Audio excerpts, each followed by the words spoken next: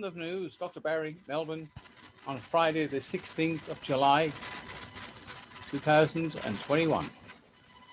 We're in the common law court today because some of the stuff which I wish to discuss will and may end up in the common law courts. Now, what I'm going to talk about first is about the oath of office. The oath of office the Labour Party take and the one that the Liberal Party take are two different types of oaths. Let's first look at the Labour Party taking their oath of office, and then most famously Bob Hawke taking his oath of office where the robbery starts. I invite you to take and subscribe the oath of office as Prime Minister.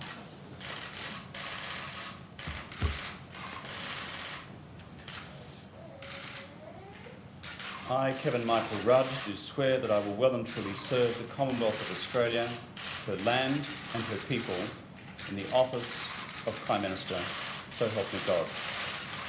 Would you sign the document there?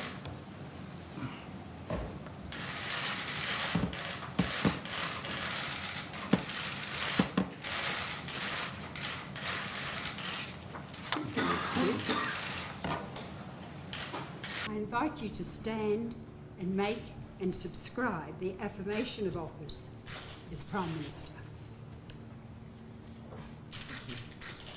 I, Julia Eileen Gillard, do solemnly and sincerely affirm and declare that I will well and truly serve the Commonwealth of Australia, her land and her people in the office of Prime Minister.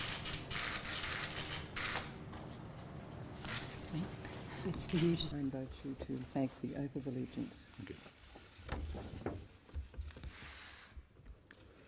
I, David John Hurley, do swear that I will be faithful and bear true allegiance to Her Majesty Queen Elizabeth II, her heirs and successors, according to law.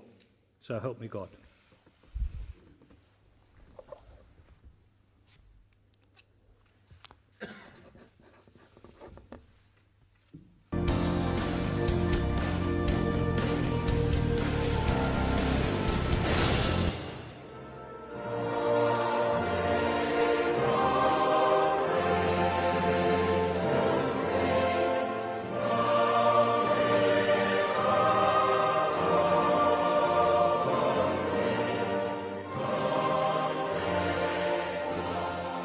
The first time, cameras were allowed inside the Governor-General's study. I, Robert James Lee Hawke, do swear that I will be faithful and bear true allegiance to Her Majesty Queen Elizabeth II, her heirs and successors, according to law, so help me God. Now we're going to look at this video that was done in 1986. It was alleged the Queen was here in 1986, but no, she was not. On the 2nd of March, 1986 was a Sunday. The Queen was not in Australia. Let's look at this and compare the signing of this fraudulent robbery document and have a look at a photograph which I believe was photoshopped. Have a look at the difference in the background. Let's go and have a look at that now. Probably the most significant thing the Queen will do on this visit was to sign the Proclamation of Australia Act 1986. This severs the remaining constitutional links with Britain, links with Parliament, the Judiciary and the Privy Council. Only the link with the Crown remains. Thus Australia is now nearer to becoming a republic if the people so desire. Tonight, at a government reception, the Queen expressed her satisfaction at the change in the relationship.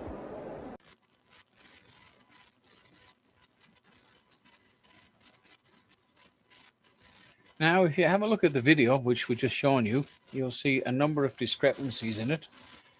This is supposed to be Queen Elizabeth II signing documents.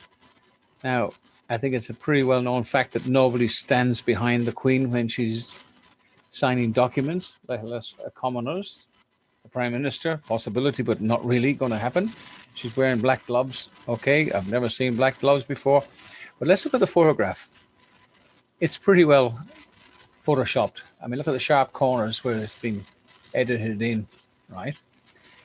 If you look at the desk here, it's pretty well done. That's why there's a marker in the desk. It's well done. It's a well photoshopped and it's a pretty modern one as well, not like the video.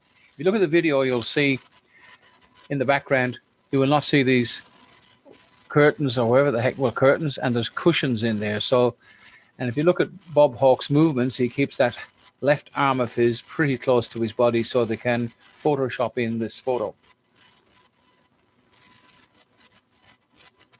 It's well done, but it's definitely Photoshopped. And if you want to read this, just freeze frame it. But the most important thing is the Queen was not in Australia. No evidence to say so. Something else we should look at, the Queen's signature. I'll go through it. Let's have a look at that. You'll see when she sends out a card or something, she signs Elizabeth R. I did look at one of these signatures. I put it over the alleged one here, and it was traced. Her real signature on official documents, you'll see the difference. Let's go and have a look at that now. Now let's look at signatures. When the Queen signs a document, she doesn't sign it Elizabeth, or she signs it like this. This is an extracting from some lawful documents or legal documents, whichever you prefer. And we'll have a look at her signature that if she sends you a card or something. And the one they've used is 100% copy, because I found a card, a greetings card, that I placed over the signature that they used, these criminals, the Labour Party, and it matches 100%, which is impossible. Again, there's our signature, a lawful signature by the Queen. And we'll carry on down here too. Now, this is the one that she signed, allegedly signed, the royal tax on the 19th of October. Yes, the Queen was in Australia on that date.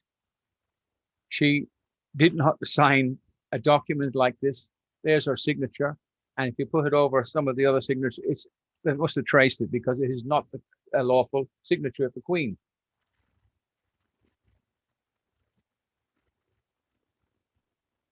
Here in Australia, in lockdown again. Why?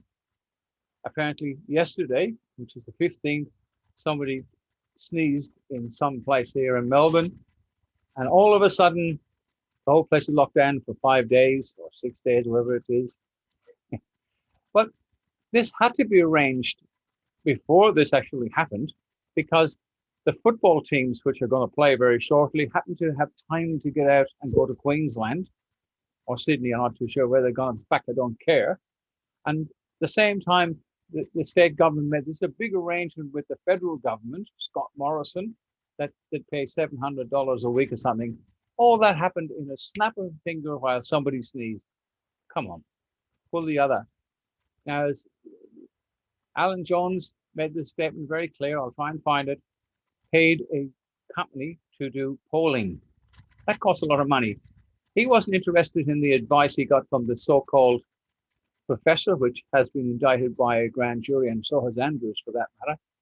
That doesn't mean they're guilty, but they have been indicted, to do polling. So he was getting the feedback from the fear-mongering people out there, the Walking Dead, were given the signal back, oh, we support you, Daniel, because we believe you are saving our lives. Oh, God help me. How many people have committed suicide because of all this? Now, look, I don't mean to be heartless. And in my time, I've put my hand in my pocket for plenty of people and causes. But the federal government and state governments who have created the problem in New South Wales, not coronavirus, they've created the problem by their ludicrous lockdown response. I repeat, we are testing people for a virus they don't even know they have. 0.18% have tested positive, and we stand the state on its head because we're run by stubborn know-alls. I repeat, you and I don't even remember the 2019 flu epidemic. There were 3,915 hospitalisations and 230 in intensive care. Australia currently has 126 in hospital. New South Wales, 65 in hospital. And now the government would have you believe, Boris and Berejiklian, big-hearted people, they'll shovel out more money for a problem they have created. The fact is, governments don't have any money other than what they take from us. And the nation's reeling in debt. Liberal values are out the window. Freedom is a central component of liberal values. Personal responsibility, small government, no debt, all abandoned for a virus which over 18 months, more than 18 months, has killed 913 people. Nearly 480 people die every day in Australia. In one day alone, as I've told you, in South Australia in 2019, 37 people died in one day. No daily press conferences, no breathless reporting. We had a vaccine then, but no mounted police, no border closures, no pol-air, no terrifying ads. So now the Prime Minister and Premier have shovelled out the money. It's not theirs. Our kids will have to pay. London News signing off. Thanks for watching. I hope this gets a little bit across the counter. I got some more very interesting videos come up. But having a look at Australia's greatest scam, or as Brian Shaw said, he coined that phrase, the Australian robbery, the great Australian robbery, and exactly what it was and what it is. But The Walking Dead, and now we were alive in that time. I remember this happening, but we were the sheep then, because our excuse, or mine, is we didn't have YouTube, Facebook, or anything like that to tell us what was going on. So in one way, may God forgive us. London News signing off. Thanks for watching. Please subscribe. And thanks to those who have. Support your local common law court. We're getting another team together to set up other courts as well here in Victoria, and I hope we can do the same up in Queensland. We just got to find people who have no hidden agendas, who genuinely want to put an end to this corruption, this political. Politicians, not all, the ones in the two major parties, are the enemy of the people. Bye for now. Hi, let's have a look at this new ID card. That's a photograph, just an old photograph. Just need head and shoulders. The name goes in down the bottom here in the correct manner. Again, over here. And the surname, which is the one they use to control you. It's a person. If you believe you're a person, well, the law applies to you. That's the fictional law that is. And of course, the address and this barcode, because all these IDs have an individual barcode, and it's posted out to you by registered post, and that barcode stays with you ever. That comes from Bill Turner's principles, and it really, really works. And on the back of this card, we'll have a look. We stand under common law, and with the claim of the knowledge is with the fact of truth. You see, the truth. You just read through that there yourselves nice and slowly. You'll see the principles of common law are humanity, caution, and prudence. And down the bottom here, if you look, to act with kindness, humanity, take care not to harm others, prudence, use common sense, good judgment, and be mindful of your actions. So it does explain what those meanings up there. And then it says no contract with fictional laws, no contract with corporations or fictional courts. As a living man and woman, I stand under God's law. It's a fact. The knowledge is the claim. It's all on there. And that's all you need to produce to say, at now time, I am not a person. I am a living man, or I am a living woman.